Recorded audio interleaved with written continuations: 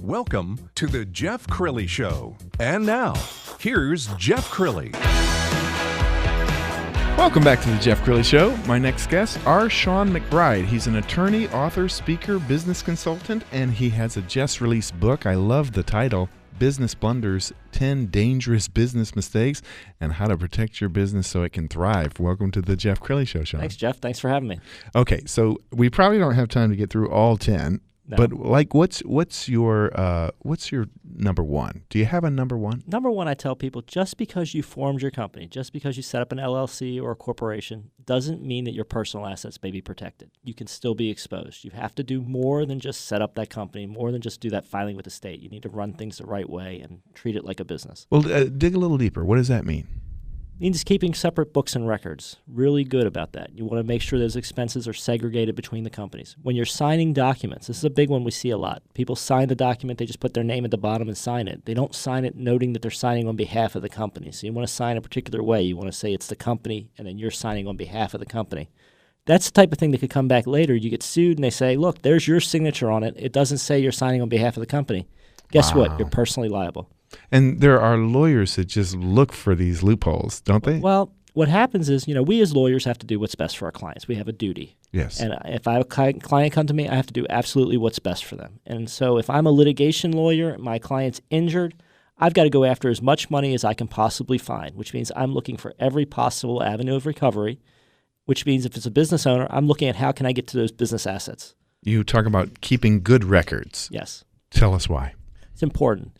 The big thing with records is, A, it protects you in the event of litigation. If you're doing your business properly, you're documenting as you go along, it's going to protect you in litigation. Another thing that great records are going to do is going to prep you for the sale of your business. We're all going to exit our business one way or another, and it's going somewhere else.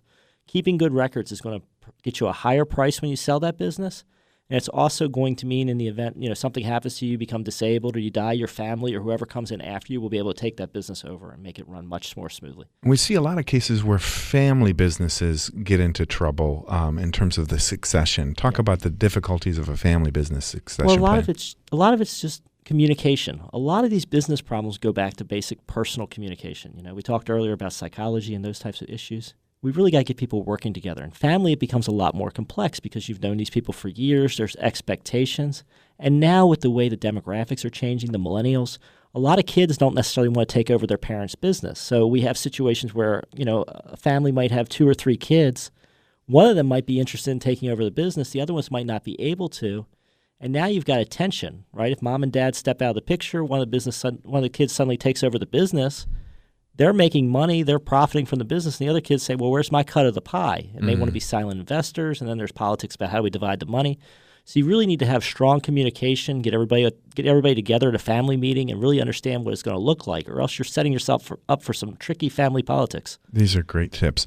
Number 9 is don't put all your eggs in one customer or supplier basket. Yes. Talk about that. What does that mean? We see way too many people make this mistake. Your business starts up, you find that great customer, they start paying you a lot of money, and businesses will just start expanding, and they'll start saying, okay, great, we've got this key customer, let's expand the relationship, let's make more money. And while I don't discourage people from doing that, you need to stay diversified. You don't want to put all of your eggs in that one customer, because if that one customer suddenly changes, their leadership changes, they get merged into somebody else, that customer could go away tomorrow. Wow. And suppliers, similar issue. That supplier could close down, or that supplier could have a disruption or raise their prices, and now your business is in a very difficult spot. I've heard this story before with Walmart, that Walmart becomes such a big customer to many small companies. Yes. That they've put all their 90% of their revenue comes from Walmart, and if Walmart decides not to carry their Yeah, that's a tough issue. We do see it particularly with Walmart. We see it with the other big ones because they can give you such a big block of business. And for a small business, that's a very luring thing. I've got this huge customer, 80, 90% of my sales going to Walmart. But that gives Walmart tremendous negotiating leverage. Think about that from a negotiating standpoint. When Walmart knows that you need that Walmart business, how can they do on pricing when next year's price renewals come up? So you don't really want to put yourself in that weak negotiating spot because they are then driving your business. Absolutely. Our Shawn McBride, his website is mcbridebook.com.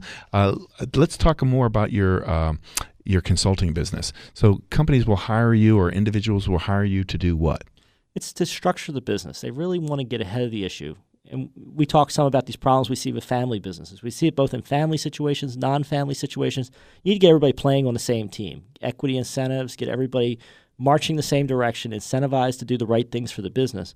We get in early and set that structure up, get people thinking about these issues before they become issues, facilitate that communication, make sure everybody understands what they're doing, make sure that business is built to last. We see way too many companies jump out of the gate, they start making money, and then suddenly there's a fight among the owners. And sometimes that even crashes the entire business. Wow. You're also doing a lot of speaking these days. Let's talk about your speaking career. Yeah, it's kind of a spinoff. I started as an attorney, didn't really think much about speaking, did this basic speaking in high school and college.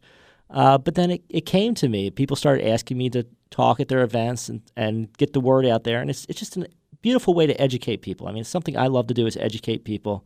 And speaking is a great way to get in front of a number of people, get them aware of some of these issues we see with businesses, and make sure we're fixing these problems before they become bigger problems. You talk about plugging the leaks. When we talk about plugging the leaks, what are we talking about? We're talking about that liability protection. Make sure that money's not going to go out of your business. Make sure there's that firewall between your business and your personal. You really want to make sure that your business assets, your business liabilities are on one side of the ledger, personal assets, personal liabilities on the other side of the ledger. And should the event, something terrible happen in your business, we want to make sure that your personal assets are protected. You can go home at night. Get insurance to cover the risks. I think that's an important one, and people don't even think about insurance. A lot of people don't stop and review their insurance. And I encourage people to review their business at least annually, sometimes more frequently if your business is changing more frequently. Make sure you understand what insurance you have, how you're addressing your issues. Make sure you're covered for those things that might happen in your business, because we don't want an insurable loss to put you out of business. So, general liability insurance, it really kind of covers the person who comes into your office and slips and falls and stuff like that, but it doesn't really go beyond that, does it? Right. It doesn't cover everything else. There's a lot of other flavors of insurance. There's business interruption insurance. One thing that's very important in partnerships is life insurance and disability insurance, because those partners, those co-owners of the business, need to have a plan in place in case one of them's unable to come to work one day. And so we need to have insurance in place for that as well. I'm even hearing now about a new category of insurance, kind of like cybersecurity insurance, because some businesses deal in credit card information, or hospitals have, obviously medical records that could be compromised. Yeah, the big one was Target. There's a huge company that, nobody really went after Target and said you did anything really wrong. But I understand that was the air conditioning vendor somehow got into the air conditioning system, computer programs, and then worked their way back to the credit card information. So that shows you how exceedingly complex this is. A company that's staying on top of the game, spending time and money on addressing the risk, they still get compromised. So to think that your small business is completely impenetrable would be foolhardy. So you need to have insurance in place. Cyber insurance is something that's fairly affordable at this point. The insurance companies are still trying to figure out how to set the rates. It's not ridiculously expensive, and it covers a lot of risks. So it's really something to think about. So when we think of business blunders, I always love to ask the question, what's your biggest business blunder? Shawn, what'd you do that you wish you hadn't done? I'm a business owner now. I've had my law firm for 4 years. I think my biggest blunder is I didn't become a business owner sooner. I really lost a lot of opportunity, a lot of development. By working for other people, I gained some great experience, so I don't regret it in that sense. But my biggest blunder is I didn't jump out there and start doing it, because I think for a lot of business people, that's the biggest step. Get out there, start testing, start learning. Just like Charles talked about earlier, you want to be learning as you go, and have some of those failures that you can use as lessons to grow from. And working for somebody else, you're usually not going to get as many of those opportunities. Well, one of the things that impresses me about you is that you are so business savvy, because the truth about law school is they don't really teach you how to run a practice or market or do any of those things. And you're very bright in those areas. Were you always this way? I love business, and that's how I started. Even in high school, I remember watching CNBC and, see the stock market come across the screen. I was thinking about growing a business. I had a small lawn cutting business, and, I got involved in this world. Studied accounting. I thought that would be my entree to the business world, but doing audits and looking over people's books and records didn't seem that exciting to me. So I went to law school and started doing this. But it's always been a passion for getting a business and getting it built right. And now that I have my own law firm and and the consulting firm and the speaking business, I really get a chance to run a business, which makes me even better able to relate to my clients because they're running businesses, I'm running businesses. It's just a passion of mine. No, I love it. And I think you're creating a wonderful brand for yourself. You were in my office the other day, and I looked at your different websites, and I think you're doing a wonderful job branding yourself as a thought leader. Thank you. I enjoy it. It's been an evolution, learning as I go. As I'm building this business, I'm learning more and more, but it's been a fun journey. And now we're kind of getting the message out there of who we are so people can understand it and we can find those right people to work with. And if somebody wants to get a hold of you, book you to speak, or buy your book, how do they get a hold of you? There's a couple different related websites. McBride Book will lead you to the book, McBrideBook.com. McBride Attorneys will take you to the law firm. McBride for Business will take you to the consulting firm. And our Shawn McBride Live will get you to my speaking site. Awesome. Thank you so much for joining me on the Jeff Crilley Show. Thank you.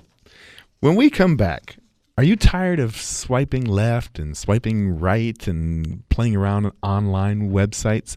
My next guest is bringing back a old-fashioned idea next on the Jeff Crilley Show.